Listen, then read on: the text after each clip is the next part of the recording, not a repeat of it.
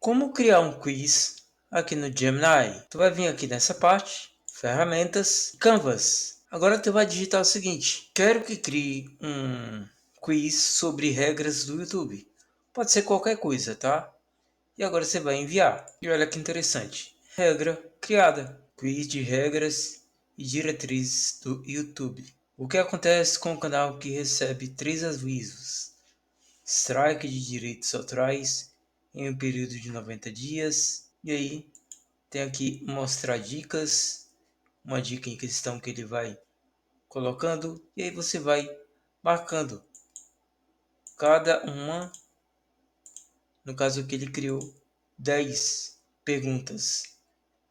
Enfim, gostou?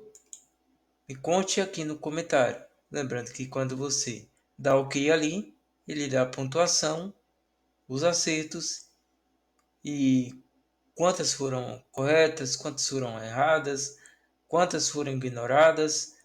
Você pode analisar o seu desempenho, certo? E basicamente é isso.